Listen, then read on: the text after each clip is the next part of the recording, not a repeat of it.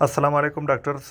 आज जो है हमारे साथ दूसरी वीडियो है, पार्ट 2 है इन एली डेंटल मार्च 26 और 27 के जो प्रीवियस एमसीक्यूज़ है उसकी डिस्कशन की आज है दूसरी वीडियो। पहली वीडियो जो पार्ट 1 है उसमें हमने 26 और 27 मार्च की जो प्रीवियस एमसीक्यूज़ थे विद आंसर हम लोगों ने डिस्कस किए थे। एक मतलब 1 से लेकर 120 तक एमसीक्यूज़ हम लोगों ने डिस्कस किए थे।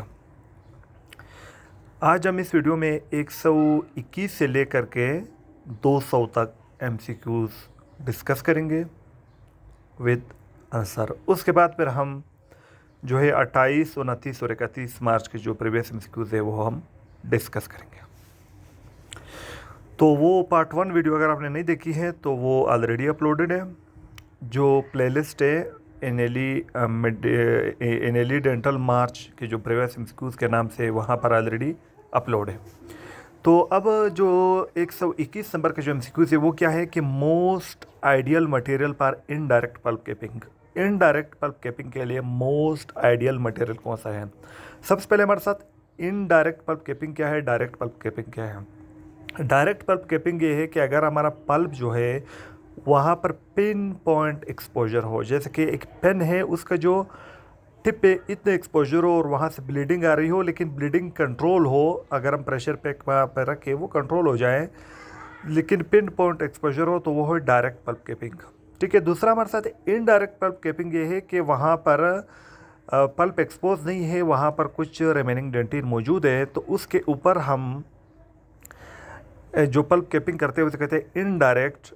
और वहाँ पर हमारा मकसद ये होता है कि वहाँ पर क्या हो, वहाँ पर सेकेंडरी डेंटिन बन जाए और वहाँ पे जो अफेक्टेड डेंटिन है, इन्फेक्टेड नहीं अफेक्टेड डेंटिन के ऊपर हम इनडायरेक्ट पल्प कैपिंग करते हैं, ताकि वहाँ पर जो इनडायरेक्ट पल्प कैपिंग एजेंट है वो वहाँ उसका एंटी माइक्रोबियल एक्शन भी हो।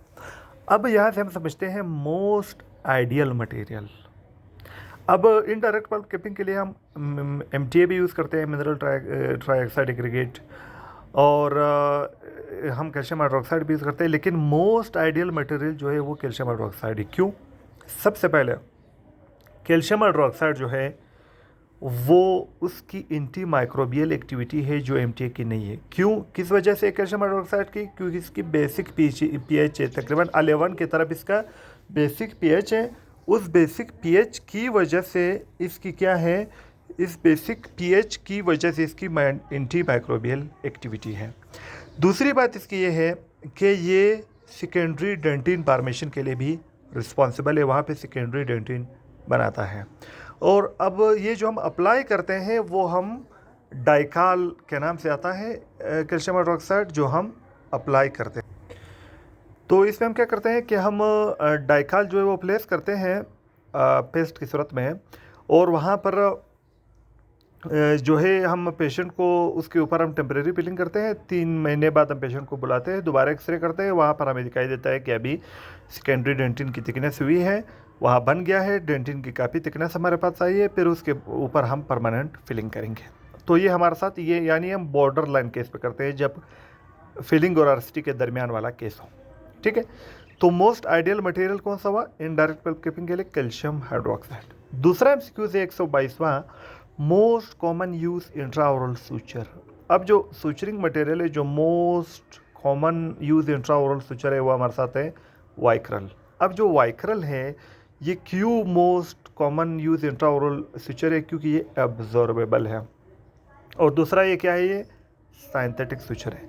तो ये सिंथेटिक एब्जॉर्बेबल सूचर है और ऐसा ग्रीनिश ब्लू कलर में अवेलेबल होता है, और वहाँ पर हम सूचर जो है सूचरिंग करते हैं, और इसको दोबारा रिमूव करने की कोई ज़रूरत नहीं है, खुद ब खुद ये एब्जॉर्ब। अब इसमें जो क्योंकि जो वाइक्रल सूचर है उसको सूचर की रिमूव करने की ज़रूरत नहीं है, ये एब्जॉर्बेबल है, खुद ब खुद भी एब्जॉर्ब हो जाएगा। नेक्स्ट MCQ हमारे साथ है occlusal rest seat in the removable partial denture are prepared. किस लिए अक्लूजल रेस्ट सीट प्रिपेयर करते हैं रिमूवेबल पार्शियल डेंचर में?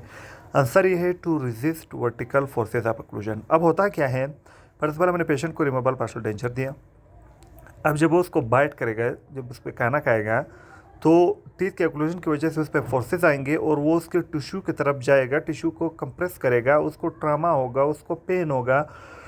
तो क्योंकि वर्टिकल फोर्सेस पे लगते हैं, तो अब हम क्या करते हैं, अब हम अक्लूजल टीथ पे अक्लूजल रेस्ट सीट बना के अक्लूजल रेस्ट देते हैं ताकि उसकी टिश्यू और मूवमेंट को लिमिटेड बनाए। तो अक्लूजल रेस्ट सीट हम किस लिए बनाते हैं, ताकि resist vertical forces of occlusion, ताकि जो डेंचर है वो टिश्यू को प्रेस ना करें। नेक्स्ट हमारे साथ जो एमसीक्यूज है वो है ड्रग पर ओरल कैंडिडियासिस ट्रीटमेंट। अब इन्होंने जो ऑप्शन दिए थे ओरल कैंडिडियासिस ट्रीटमेंट के लिए, क्योंकि ओरल कैंडिडियासिस कैंडिडा अल्बिकन की वजह से होता है, जो फंगल इन्फेक्शन है। अब उन्होंने और भी ड्रग दिए थे, कैल्शियम चैनल ब्लॉकर दिए थे और एंटीबायोटिक दिए थे, लेकिन उसमें एक नाइस्टेटिन भी दिया था। ठीक है, नाइस्टेटिन दिया था। अब नाइस्टेटिन क्या है, ये एंटी फंगल ड्रग है।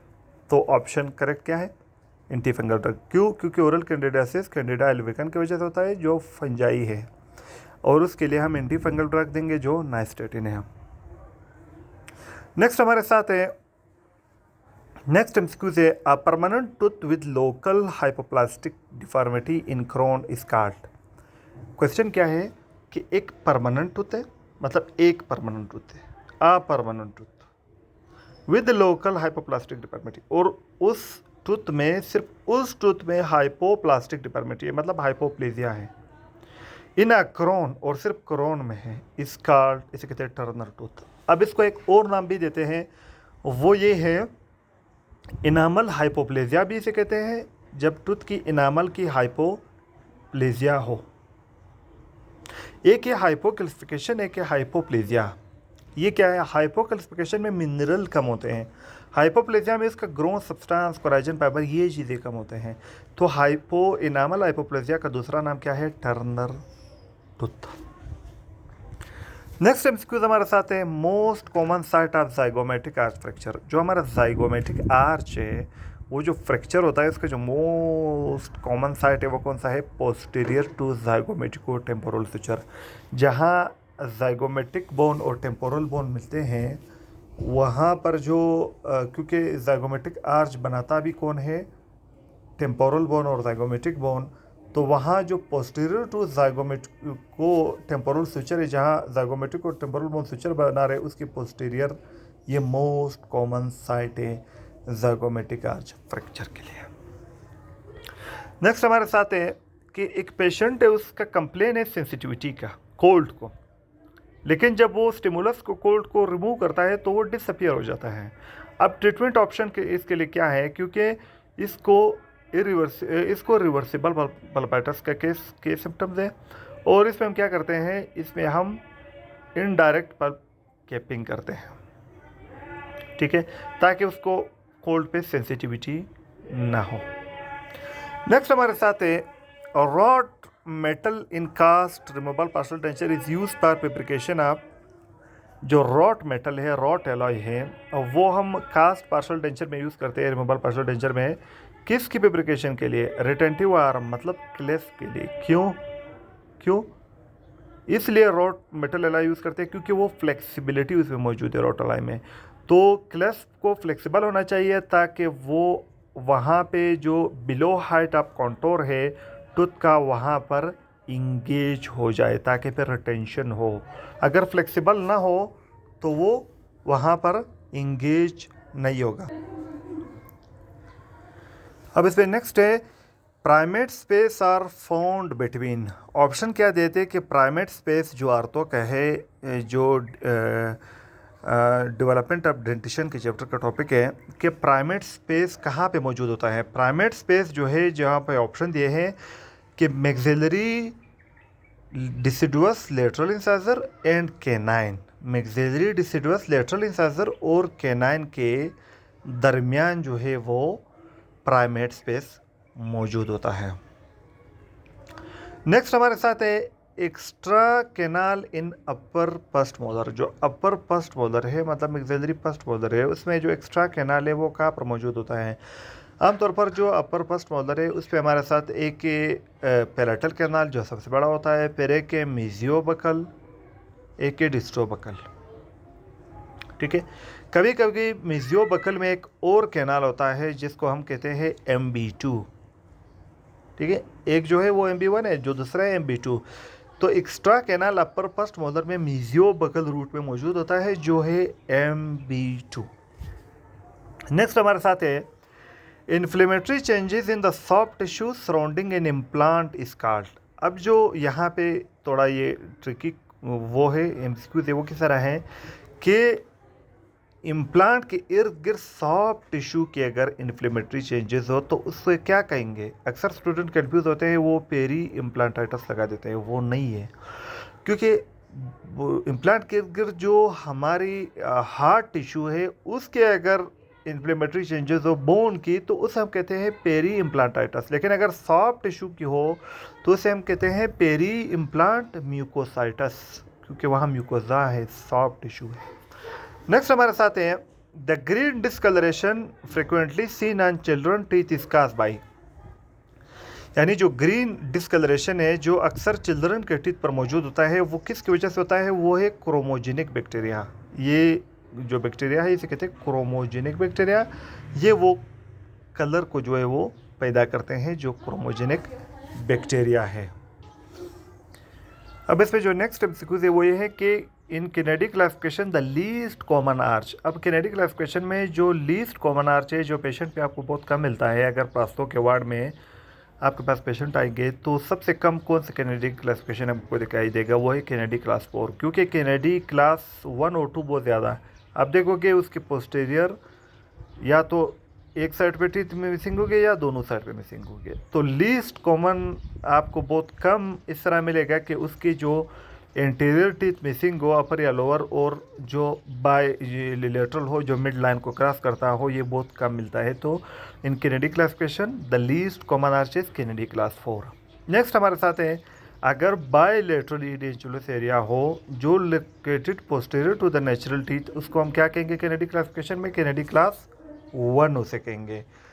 अगर दोनों साइड पे posterior to natural teeth edentulous area हो तो एक कैनेडी क्लास 1, अगर एक साइड पे हो तो एक कैनेडी क्लास 2। नेक्स्ट है कि एक डेंटल इंस्ट्रूमेंट जो एरोसोल क्रिएट करता है जिसके अंदर large number of micro organism है, वो कौन सा है, वो है अल्ट्रासोनिक स्केलर। अब एरोसोल किसे कहते हैं, एरोसोल जैसे कि स्प्रे। अब उस स्प्रे के अंदर किस तरह large number of micro organism है, जब हम स्केलिंग करते हैं तो वहाँ कैलकुलस है प्लाक है, अब उसके अंदर माइक्रो ऑर्गेनिज्म है। जब हम अल्ट्रासोनिक स्केलर से कैलकुलस को तोड़ते हैं तो वहाँ उसके जो मतलब स्प्रे वगैरह से पैदा होता है, उसकी वजह से जो वाटर होता है उसकी वजह से क्या होता है, क्योंकि कैलकुलस टूटता है, प्लाक टूटता है, तो उससे क्या रिलीज़ होते हैं, माइक्रो ऑर्गेनिज्म, और वो स्प्रे की सूरत में जो है वो क्रिएट होते हैं। वो है अल्ट्रासोनिक स्केलर, क्योंकि प्लाक के टूटने की वजह से, क्योंकि अल्ट्रासोनिक स्केलर हम स्केलिंग के लिए यूज़ करते हैं। एक हैंड स्केलर है क्या, अल्ट्रासोनिक स्केलर। नेक्स्ट हमारे साथ है लोकल एनेस्थेटिक जिसका हाईएस्ट ड्यूरेशन ऑफ एक्शन है, वो हमारे साथ है बुपीवाकेन। 2 से लेकर 4 घंटे तक इसकी मतलब ये उस एरिया को एनेस्थेटाइज करता है। जो लोकल एनेस्थेटिक के हाईएस्ट ड्यूरेशन ऑफ एक्शन है बुपीवाकेन। नेक्स्ट हमारे साथ है एक कार्डियक पेशेंट है जो आपने ये कम्युनिटी यूनिवर्सिटी का क्वेश्चन आया था कि एक कार्डियक पेशेंट है जो प्रीवियसली उसको मैनेज किया गया है, अब वो आपके क्लिनिक में आया, तो ये किस किस्म की मैनेजमेंट होगी, ये किस किस्म की प्रिवेंशन है, ये सेकेंडरी प्रिवेंशन, क्योंकि प्राइमरी प्रिवेंशन उसे कर ली है, वो ऑलरेडी मैनेज हुआ है, अब आपके पास आया तो ये है सेकेंडरी प्रिवेंशन। नेक्स्ट हमारे साथ है most newest popular anaesthetic of choice पर जनरल एनेस्थीसिया पर इमरजेंसी ट्रीटमेंट, यानी इमरजेंसी ट्रीटमेंट है। ये जनरल सर्जरी का क्वेश्चन था कि मतलब इमरजेंसी का ट्रीटमेंट है आपके पास, यानी ये पार्मा और जनरल सर्जरी का कमांड था कि एक न्यूएस्ट पॉपुलर एनेस्थेटिक के चॉइस है जनरल एनेस्थीसिया के लिए जो हम इमरजेंसी ट्रीटमेंट में यूज़ करते हैं, वो है केटामिन। अब क्यों ये मोस्ट पॉपुलर है, आमतौर पर इस तरह होता है कि ये जो केटामिन है ये जिस तरह की जनरल एनेस्थीसिया पैदा करता है उसे कहते हैं डिसोसिएशन एनेस्थीसिया। ये बॉडी के कुछ ऐसे कोई एनेस्थेटाइज करता है, कुछ को नहीं करता, स्पेसिफिक एरिया पर एक्ट करता है, इसे कहते हैं डिसोसिएशन एनेस्थीसिया, जो है केटामीन, और ये हम स्केलेटल मसल रिलैक्सेंट के साथ कंबाइनली देते हैं। ठीक है, तो ये मोस्ट नेवेस्ट पॉपुलर मेथड है जो डिसोसिएशन एनेस्थीसिया प्रोवाइड करता है, ये केटामीन। नेक्स्ट है step incision is given by, यानी इंसिजन हम किस ब्लेड से देते हैं, वो हम जो सर्जरी में मेनली हम देते हैं ओरल एंड मैक्सिलोफेशियल सर्जरी में, वो नंबर 11 जो ब्लेड है उसे हम इंसिजन देते हैं। नेक्स्ट है bacteria found in dentin carries.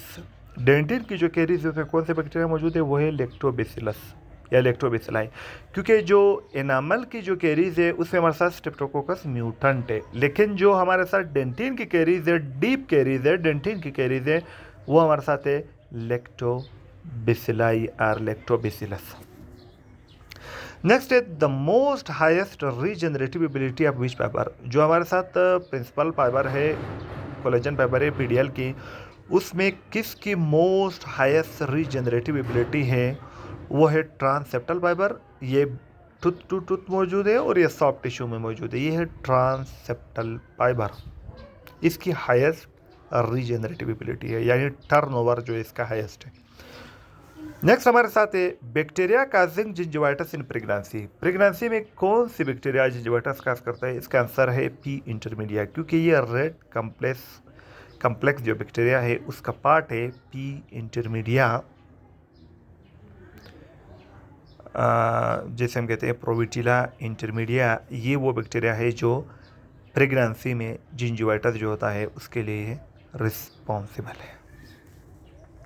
Next हमारे साथ है wide radiating line on buccal mucosa in seen in, जो वाइड रेडिएटिंग लाइन है जिसके रेडिएशन वो बकल म्यूकोसा पे दिखाई देते हैं, किस में, लाइकन प्लेनस में, जो हमारे साथ वाइट लीजन है।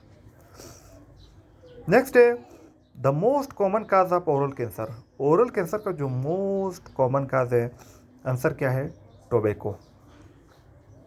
नेक्स्ट है most commonly use bleaching agent. जो most commonly use bleaching agent है वो हम कौन सा यूज़ करते हैं, वो 30% हाइड्रोजन पर ऑक्साइड है।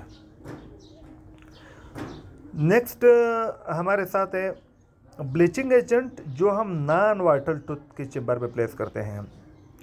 देखो अब हमारे साथ जो ब्लीचिंग है वो दो किस्म का है, एक है वाइटल, एक है नॉन वाइटल। वाइटल हम वाइटल टूथ में करते हैं, नॉन वाइटल हम नॉन वाइटल टूथ में करते हैं। अब वाइटल पेपर हमारे साथ एक है ऑफिस ब्लीचिंग, एक है होम ब्लीचिंग। एक है ऑफिस ब्लीचिंग, एक है होम ब्लीचिंग। जो ऑफिस में हम करते हैं हाइड्रोजन परऑक्साइड से, वो है ऑफिस ब्लीचिंग। जो हम होम ब्लीचिंग करते हैं वो हम कार्बामाइड परऑक्साइड से करते हैं। जो हम पेशेंट को ट्रे बनाते हैं, स्प्लिंट बनाते हैं, मतलब उसको यानी ट्रे हम बनाते हैं, पेशेंट के ब्रशन लेके उसका ट्रे हम बनाते हैं, फिर वो रात को सोने से पहले वो ट्रे में जो है वो ब्लीचिंग एजेंट डालेगा, फिर ट्रे पहनेगा, फिर सोएगा, फिर सुबह उसको निकालेगा। ठीक है, तो एक हमारे साथ वाइटल के हुआ ऑफिस ब्लीचिंग, एक होम ब्लीचिंग। ऑफिस के लिए हाइड्रोजन परऑक्साइड, होम के लिए कार्बामाइड परऑक्साइड। दूसरा ये तो हुआ वाइटल टूथ के लिए। दूसरा नॉन वाइटल टूथ के लिए भी उसी तरह है, एक ऑफिस है, एक है होम, लेकिन होम नहीं है, उस होम वाले को हम कहते हैं वॉकिंग ब्लीचिंग, और जो ऑफिस वाले हैं उसे हम कहते हैं थर्मोकैटालाइटिक ब्लीचिंग। ठीक है, अब जो वॉकिंग ब्लीचिंग क्या है कि हम नॉन वाइटल टूथ है उसको हम एक्सपोज करते हैं, उसके पल्प चैम्बर में हम क्या रखते हैं, वहाँ पर ब्लीचिंग एजेंट रखते हैं, फिर हम पेशेंट को कहते हैं कि भाई जाओ अपना काम करो। वो क्लिनिक से घर जाएगा, घर से क्लिनिक आएगा, फिर उसको चेंज करेगा, कुछ टाइम बाद अपना काम करेगा, इसके कहते हैं वॉकिंग ब्लीचिंग। दूसरा हमारे साथ है नॉन वाइटल में ऑफिस ब्लीचिंग, जिसको हम कहते हैं थर्मोकैटालाइटिक ब्लीचिंग। उसमें हम टूथ को एक्सपोज करते हैं पल्प चैम्बर में, वहाँ पर मटेरियल रख के वहाँ पर हम उसको हीट अप्लाई करते हैं उसी जगह पे। ठीक है, फिर उसको हम फिलिंग वगैरह करते हैं। तो ये हमारे साथ है, उसे कहते हैं थर्मोकैटालाइटिक ब्लीचिंग, क्योंकि थर्मोस में हम हीट अप्लाई करते हैं। तो अब यहाँ पे कहता है कि bleaching agent place in non vital tooth chamber and patient go and come to clinic, यानी वो अपना काम करेगा, घर जाएगा, वापस क्लिनिक आएगा, उसको चेंज करेगा। ये है वॉकिंग ब्लीचिंग। अब ब्लीचिंग से बहुत ज़्यादा एमसीक्यूज आए थे। Next agent use for home bleaching. Home bleaching के लिए हम कौन सा यूज़ करते हैं, कार्बामाइड परऑक्साइड, या उसे कहते हैं कार्बामाइड सोल्यूशन।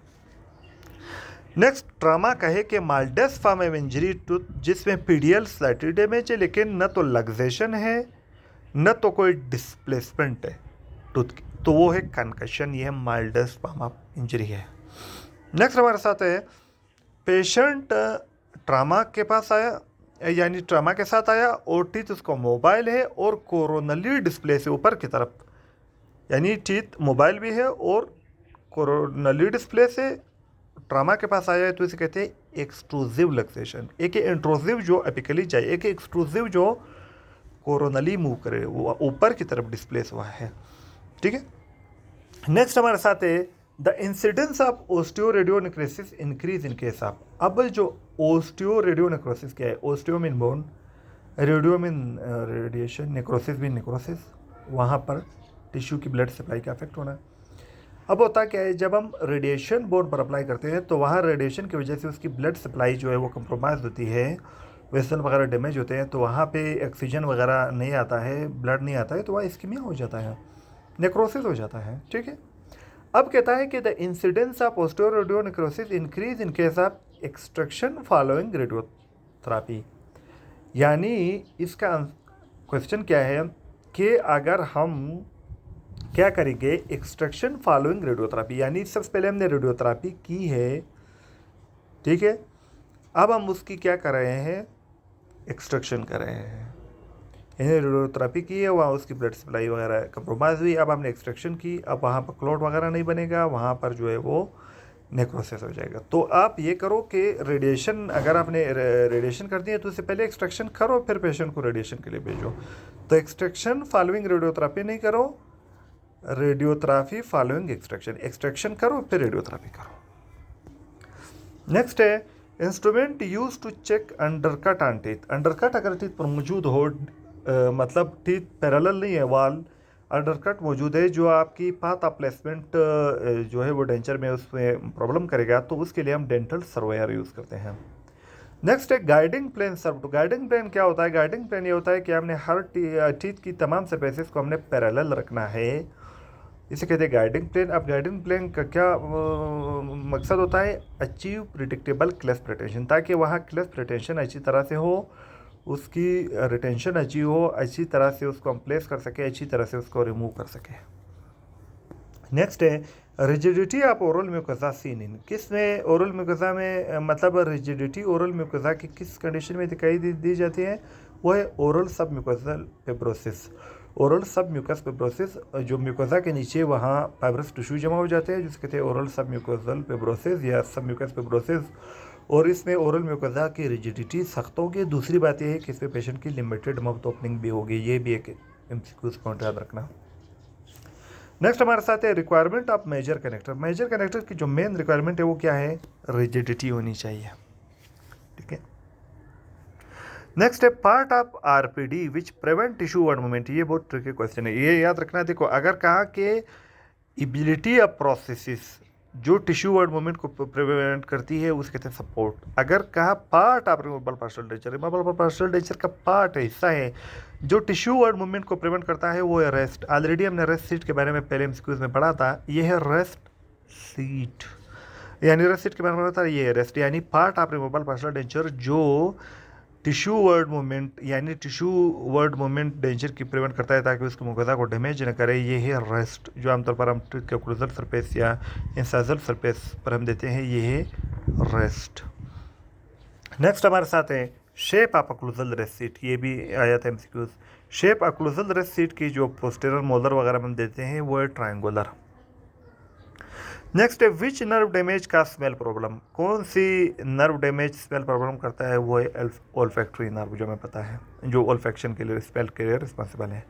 नेक्स्ट है which of the following are use in sandwich technique. Sandwich technique में हम क्या यूज़ करते हैं, सैंडविच टेक्निक में हम ये करते हैं कि हम दो मटेरियल की प्रॉपर्टीज अचीव करना चाहते हैं। नीचे हम क्या करते हैं, सबसे पहले टूथ कैविटी को प्रिपेयर करके नीचे हम जीआईसी देते हैं, ऊपर हम कंपोजिट देते हैं। जीआईसी से फ्लोराइड रिलीज होगा, कंपोजिट से एसिटिक आएगा। तो सैंडविच टेक्निक में हम क्या करते हैं, जीआईसी और कंपोजिट देते हैं। ठीक है। अब इसमें जो जीआईसी होता है वो टूथ और कंपोजिट के दरमियान सैंडविच है। जैसे सैंडविच में क्या होता है, जो चटनी वगैरह होता है या गोश्त वगैरह होता है, ऊपर भी उसमें सैंडविच में जो है वो डबल रोटी होती है, नीचे भी, ठीक है। उसके दरमियान में जो है वो चटनी वगैरह होता है। नेक्स्ट है digital shoe space maintainer is indicated when a primary. अब डिजिटल शू जो स्पेस मेंटेनर है अर्थों का, वो हम कब देते हैं जब प्राइमरी, अब आमतौर पर क्या होता है जो परमानेंट जब प्राइमरी टीथ होते हैं उसमें प्री मोलर नहीं होते, उसमें मोलर्स होते हैं। अब उसमें जो फर्स्ट और सेकेंड मोलर की जगह पे परमानेंट में आएगा फर्स्ट और सेकेंड प्री मोलर, ठीक है। अब होता क्या है, अगर सेकेंड मोलर प्राइमरी लॉस हो जाए लेकिन जो परमानेंट फर्स्ट मोलर है वो नहीं आया है, तो क्या करेंगे, अब वो जग अगर सेकेंड मोलर उसका लॉस हो जाए और जो प्राइमरी है और परमानेंट मोलर उसका नहीं आया है, तो परमानेंट मोलर जब आएगा वो क्या करेगा, वो उस सेकेंड मोलर की जगह पे प्राइमरी की जगह पे जो सेकेंड प्री मोलर परमानेंट पे आना था उसकी जगह को फर्स्ट मोलर परमानेंट कवर करेगा, यानी उसको वो मिजेली मूव करेगा। तो इसलिए फिर हमने जो स्पेस मेंटेनर देना है वो है डिजिटल शू, ठीक है। नेक्स्ट हमारे साथ है in walking bleaching technique. Walking bleaching technique में हम कौन सा मटेरियल देते हैं, वो है mixture of sodium perborate and hydrogen peroxide की मिक्सचर हम देते हैं। नेक्स्ट हमारे साथ है जब हम ऑर्थोडोंटिक ब्रैकेट फ्लोरोस टूथ में यूज़ करेंगे तो उसकी जो एसिड एचिंग एसिड एचिंग जो हम करते हैं, मैंने एक्टिंग का ये एचिंग है वो हम किसे करते हैं 37% फास्फोरिक एसिड से। उसके बाद पेशेंट आया हाइपरटेंशन है, उसका टेकिकार्डिया है, तो कौन सा ड्रग हम उसको देंगे, वेरापामिल देंगे, क्योंकि टेकिकार्डिया और हाइपरटेंशन में मेनली हम वेरापामिल देंगे जो कैल्शियम चैनल ब्लॉकर है। नेक्स्ट हमारे साथ है मोस्ट एस्थेटिक फिनिश लाइन। जो हम टूथ प्रिपरेशन करते हैं उसमें जो फिनिश लाइन हम बनाते हैं उसमें जो मोस्ट एस्थेटिक है वो मेनली शोल्डर होता है, यानी जो एस्थेटिक है वो शोल्डर होता है, शेफर नहीं शोल्डर। लेकिन हम क्या करते हैं, शोल्डर को तो हम 90 डिग्री पे देते हैं, ठीक है, लेकिन शोल्डर के जो मार्जिन है वो थोड़ा शार्प आ जाते हैं, फिर हम क्या करते हैं उस पर हम बेविल भी अगर आप दे दें तो ये मोस्ट एस्थेटिक, यानी शोल्डर विद बेविल, तो ये मोस्ट एस्थेटिक फिनिश लाइन है, फुल खूबसूरत वाला। नेक्स्ट है the classical sign of crack tooth syndrome. अब अगर उसका टूथ क्रैक हुआ है, मतलब क्रैक टूथ सिंड्रोम है, फ्रैक्चर हुआ है टूथ, तो उसकी जो क्लासिकल साइन है वो ये है कि जब पेशेंट बाइट करेगा उस वक्त पे नहीं होगा, जब बाइट करके अक्लूड करके टूथ जब उसको अक्लूजन से टूथ को मुंह वापस खोलेगा तो उस वक्त टीथ अक्लूडिंग के बाद जब वो अक्लूजन को रिलीज करेगा उस वक्त पेन होगा, pain on releasing after occluding teeth. ये है classical sign of crack tooth syndrome. इसमें अक्सर स्टूडेंट गलती करते हैं, वो कहते हैं जब अब चबाएगा तो पेन होगा ना, नहीं चबाएगा नहीं, चबा के दांतों को चबा करने के बाद जब दांत को मुंह खोलेगा तो उस वक्त पेन होगा। नेक्स्ट है डिफेंस सेल जो जिंजाइवल एपिथेलियम में मौजूद है वो है लैंगरहैंस सेल जो डिफेंस के लिए रिस्पॉन्सिबल है। नेक्स्ट है यानी ये जिंजाइवल एपिथेलियम जो है वहाँ उसके लेयर में मौजूद है। नेक्स्ट है कौन सा सेल जो है वो कोलेजन फाइबर ऑफ पीडीएल को एब्जॉर्ब करता है, याद रखना, रिजॉर्ब करता है, याद रखना, वो है फेब्रोब्लास्ट। फेब्रोब्लास्ट वो वाहिद सेल है पीडीएल की जो सिंथेटिक पर्पस भी है, रिजॉर्बिव पर्पस भी है, कोलेजन फाइबर को बनाता भी ये है, रिजॉर्ब भी ये करता है। तो याद रखना which cell resorb collagen fibre of PDL, fibroblast. और अगर क्वेश्चन आया कि विच सेल सिंथेसाइज, वो भी फेब्रोब्लास्ट है। नेक्स्ट है which type of pontic design are given in posterior teeth. Posterior teeth में हमने कौन सा पोंटिक डिज़ाइन देना है, वो विदाउट टिश्यू कॉन्टैक्ट और वो है सैनिटरी या हाइजीनिक, जिसके दरमियान नीचे स्पेस हो, चाहे टंग से जो मटेरियल है डिब्रेस वगैरह है वो बकल वेस्टिब्यूल में जाए, बकल वेस्टिब्यूल से टंग की तरफ आ जाए ताकि क्लीनिंग अच्छी हो। नेक्स्ट है finish line which is least indicated. कौन सा फिनिश लाइन वो लीस्ट इंडिकेटेड है जो हम नहीं देते हैं, वो है नाइफ एज या फीतर एज। क्यों, क्योंकि इसमें बहुत कम टूथ प्रिपेयर होता है और वहाँ पर जब हम टूथ प्रिपेयर करेंगे बहुत कम होता है, फिर जब उसके ऊपर हम क्रोन लगाएंगे तो उस कम प्रिपरेशन की जगह पे मटेरियल भी कम आएगा और जब फोर्सेस रखेंगे तो वो मार्जिन एरिया फ्रैक्चर होगा। तो इसलिए फिनिश लाइन जो लीस्ट इंडिकेटेड है वो नाइफ एज या उसको दूसरा नाम है फीतर एज।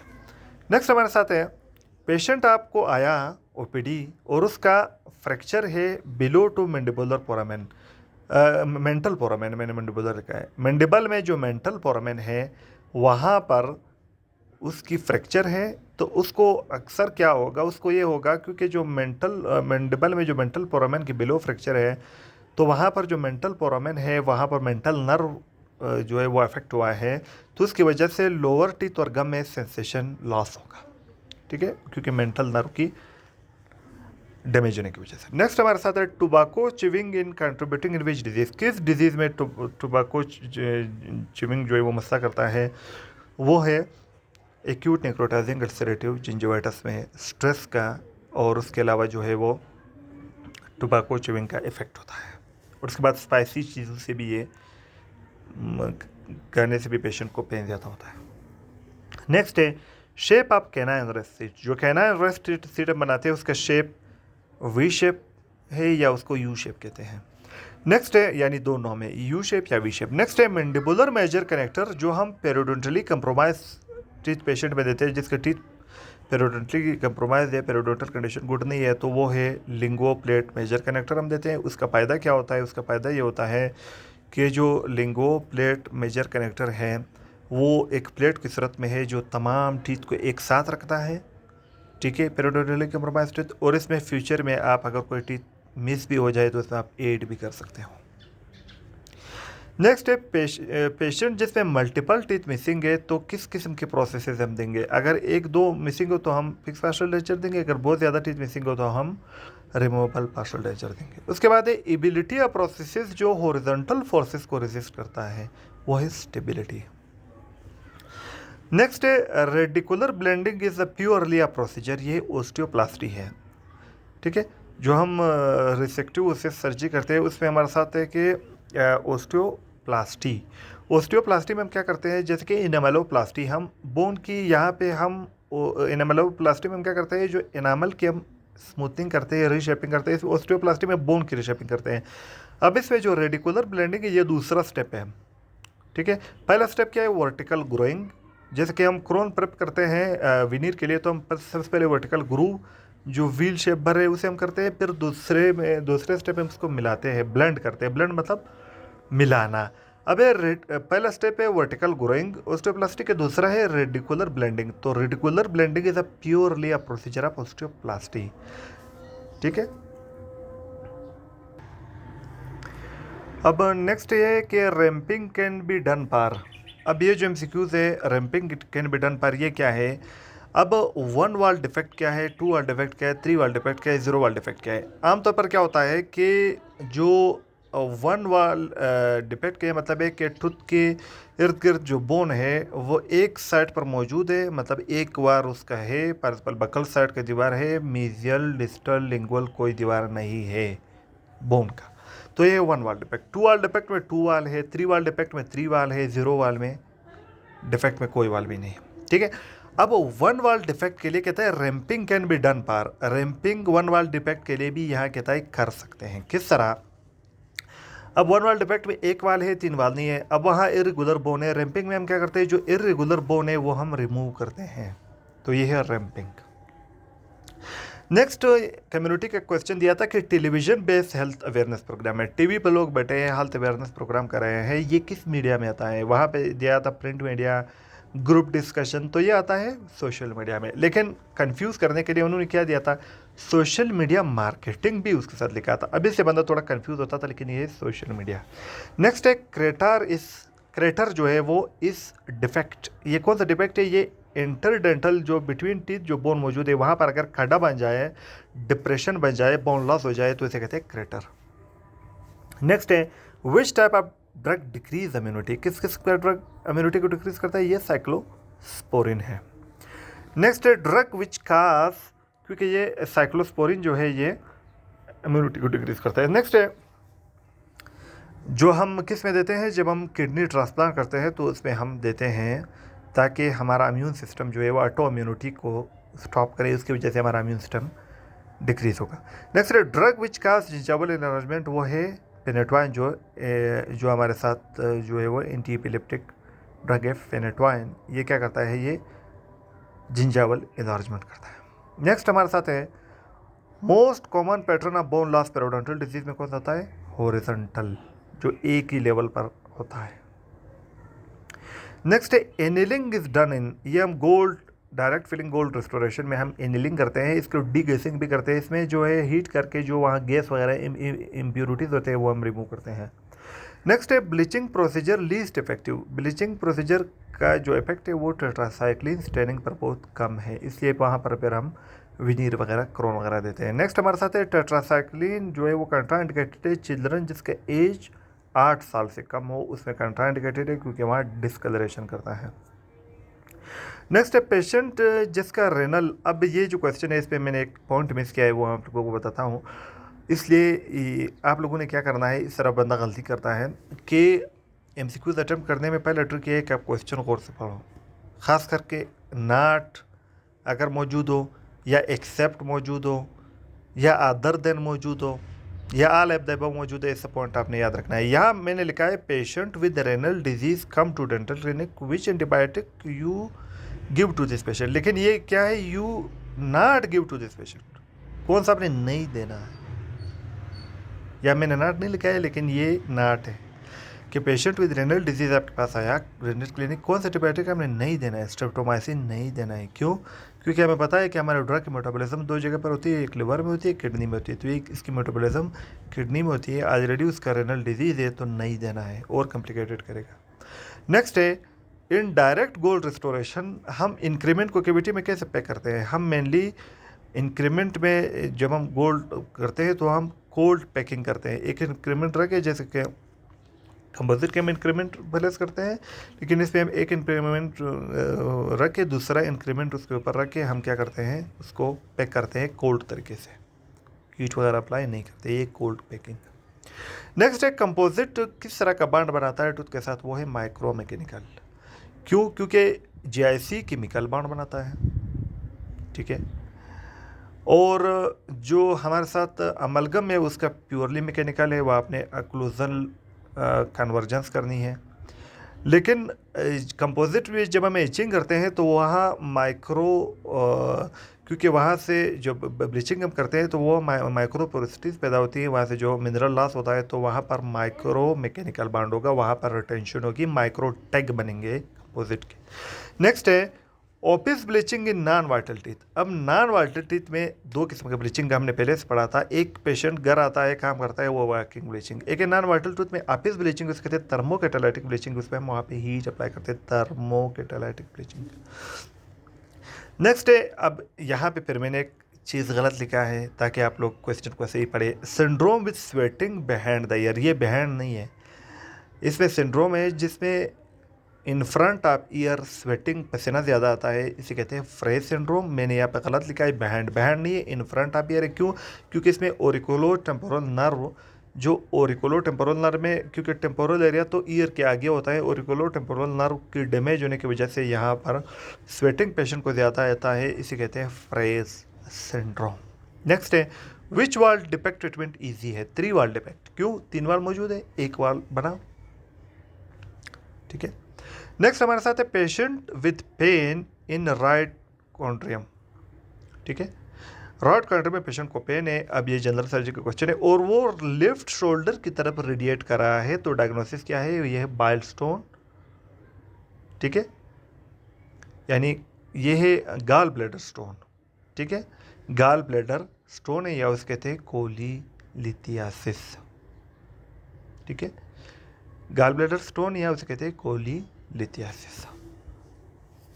नेक्स्ट हमारे साथ है स्कर्वी डिजीज़, ये किसकी वजह से होता है, विटामिन सी की डिफिशिएंसी की वजह से होता है, जिसमें स्कॉर्बेटिक गम्स भी होता है, ब्लीडिंग ज़्यादा आता है। नेक्स्ट है अगर टूथ पेन ओनली पर सेकेंड हो, उसके बाद टूथ पेन सिर्फ सेकेंड तक हो फिर ख़त्म हो जाए या स्टिमुलस रिमूव के बाद वो ख़त्म हो जाए, तो ये है रिवर्सिबल पल्पाइटिस। इरिवर्सिबल में पेन जो है वो कंटिन्यू रहता है घंटों तक। नेक्स्ट है bone deposition around apical area of tooth, अगर टूथ के अपिकल एरिया पर वहाँ बोन डिपोजिशन हुआ है, वहाँ आपको आमतौर पर क्या होता है, रूट एपेक्स पर अगर कोई सिस्ट हो, ग्रेनुलोमा हो, तो आप हम रेडियोग्राफ लेते हैं, वो एरिया में रेडियोलुसेंस दिखाई देता है। लेकिन अगर हमने रेडियोग्राफ लिया, वहाँ एरिया रेडियोपेक दिखाई देता है, वहाँ बोन डिपोजिशन हुआ है और वहाँ बोन की इन्फ्लेमेशन की वजह से हुआ है, तो इसे कहते हैं कंडेंसिंग ओस्टाइटिस। वहाँ पे कंडेंस बोन की थिकनिंग हुई है, हार्डनिंग हुई है। नेक्स्ट है which cyst have more recurrence rate, किस सिस्ट की मोर रिकरेंस रेट है, ये है ओकेसी ओडोंटोजेनिक केराटोसिस्ट। क्यों इसका रिकरेंस रेट ज़्यादा होता है, क्योंकि जब हम इसको रिमूव करते हैं तो इसके अंदर छोटे छोटे सिस्ट मौजूद होते हैं जिसको बेबी सिस्ट कहते हैं, तो वो सिस्ट निकल जाते हैं, वहाँ पर वापस रिकरेंस होती है। ठीक है।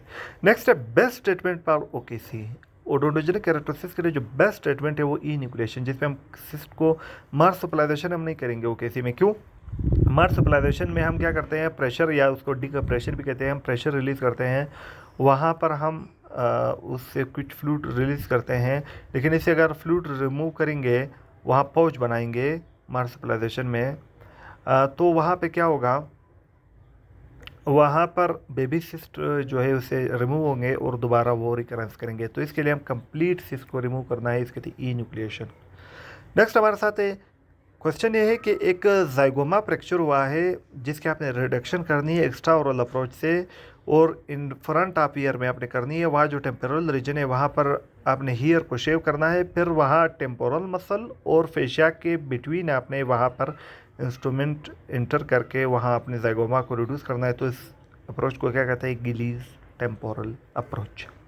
नेक्स्ट एक 60 साल फीमेल ओपीडी में आई जिसको electric shock like episodic pain है, और जब पेस को टच करती है तो वहाँ इलेक्ट्रिक शॉक लाइक पेन होता है, लेकिन एपिसोडिक होता है, एक बार होता है फिर ख़त्म हो जाता है। ये है ट्राइजेमिनल न्यूरल्जिया, इसका डायग्नोसिस है। नेक्स्ट है पेशेंट जिसको रोड ट्रॉमा एक्सीडेंट डेवलप हुआ और उसको रोड ट्रॉमा एक्सीडेंट हुआ है और उसको swelling above the zygoma and infraorbital region. अगर सिर्फ इंफ्राऑर्बिटल रीजन में है तो ये आपका लिफोर्ट 2 फ्रैक्चर में होता है या 3 में होता है, लेकिन अगर इंफ्राऑर्बिटल भी है और उसके साथ जाइगोमा के अबव भी है तो ये जाइगोमेटिक बोन फ्रैक्चर है। तो जाइगोमा के फ्रैक्चर में और लिफोर्ट फ्रैक्चर में इस तरफ डिफरेंस कर सकते हैं, क्योंकि लिफोर्ट फ्रैक्चर में सिर्फ इंफ्राऑर्बिटल एरिया पर स्टेप डिफॉर्मिटी भी पाया जा सकता है, स्वेलिंग भी हो सकता है। लेकिन अगर आई की स्वेलिंग हो, ठीक है, पेरी ऑर्बिटल स्वेलिंग हो, और अगर या इंफ्राऑर्बिटल स्वेलिंग हो, उसके बाद अगर जाइगोमा के ऊपर भी हो तो ये जाइगोमेटिक बोन फ्रैक्चर है। उसके बाद नेक्स्ट क्वेश्चन ये है कि चाइल्ड जो है वो रोड पे गिरा और उसको चिन को ब्लो हुई, तो किस जगह की फ्रैक्चर मोस्ट कॉमनली होगी? ब्लो तो चिन पे हुई है, लेकिन ये डायरेक्ट जाएगा बायलेटरल कॉन्डाइलर फ्रैक्चर होगा। तो जब भी अगर बच्चा चिन पे गिरा है तो आपने कॉन्डाइल ज़रूर चेक करने हैं ओपीजी में। नेक्स्ट हमारे साथ है कौन सा एरिया फ्रैक्चर होता है मसल कंट्रक्शन मैंडिबल में। मसल कंट्रक्शन की अगर हैवी मसल कंट्रक्शन हो तो उसकी वजह से कौन सा एरिया जो है वो ज़्यादा फ्रैक्चर होता है मैंडिबल में, वो है कोरोनार फ्रैक्चर, क्योंकि वह टेम्पोरल मसल की कंट्रक्शन की वजह से जो है वो क्या होता है, कोरोनाइड प्रोसेस की फ्रैक्चर होती है। तो ये हमारे साथ 26 और 27 मार्च की 200 MCQs विद डिस्कशन कंप्लीट हुए। नेक्स्ट वीडियो में इंशाल्लाह हम जो है वो 28, 29 और 31 के जो MCQs है वो हम 2-3 वीडियो में इंशाल्लाह डिस्कस करेंगे। तो दोस्तों, अगर आप लोगों को वीडियो अच्छी लगी हो तो वीडियो को अपने दोस्तों के साथ भी शेयर करो, और आपको फ्री में MCQs मिलते हैं, किसी जगह से आपको सब्सक्रिप्शन की ज़रूरत नहीं है, किसी जगह से आपको पे करने की ज़रूरत नहीं है, फ्री में आपको विद डिस्कशन MCQs मिलेंगे। तो वीडियो को अपने दोस्तों के साथ ज़्यादा से ज़्यादा शेयर करो, चैनल को सब्सक्राइब करो ताकि और भी इसी तरह फ्री वीडियो आपको मिले। और बाकी मेरे यूट्यूब चैनल पर रिमूवल पार्शियल डेंचर के लिए फ्री कंप्लीट कोर्स मौजूद है, A to Z पेरियो के लिए मौजूद है, कंप्लीट डेंचर के लिए मौजूद है, जो बाकी रिमेनिंग है वो भी मैं अपलोड करूँगा इंशाल्लाह। कम्युनिटी डेंटिस्ट्री की वीडियोस भी मौजूद है, डेंटल मटेरियल की भी मौजूद है, फार्मा की भी मौजूद है, तमाम सब्जेक्ट की वीडियो आपको मिलेंगे। तो वीडियो देखने का बहुत बहुत शुक्रिया, थैंक यू वेरी मच।